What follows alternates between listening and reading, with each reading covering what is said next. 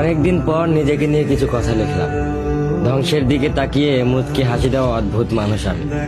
হয়তো আমি পাগল, হয়তো অনুভূতির ভিতরে করে এক গভীর অতল দুঃখ বাসা বেঁধেছে। তবুও নিজেকে জোর করে হাসাতে শিখে গেছি। যেদিন ভেতরটা একবারে ভেঙে গিয়েছিল, সেদিনও বাইরে থেকে এক চিলতে হাসি মুখে নিয়ে সবার সামনে দাঁড়িয়েছিলাম। কষ্টগুলোকে আমি বন্ধু বানিয়েছি, একাকিত্বকে আপন করে নিয়েছি। মানুষ ভাবে আমি হয়তো সুখী, শক্ত, নির্লিপ্ত, কিন্তু তারা জানে না প্রতি রাত আমার এক একটা লড়াই। নিজেকে নিজেই বুঝিয়ে রাখি তুই ভালো আছিস, অথচ আমি জানি আমি ভালো নেই। ভেঙে যাচ্ছি প্রতিদিন একটু একটু করে, আর এই ধ্বংস হওয়াটাকে যেন ভালোবেসে ফেলেছি। আমি সেই মানুষ যে হার মানার আগে হাসে, কারণ জানি কান্না দেখিয়ে লাভ নেই। পৃথিবী শুধু শক্তদের মনে রাখে, দুর্বলদের নয়। তাই আমি অদ্ভুত, আমি অনুভূতির আগুনে পুড়ে যাওয়া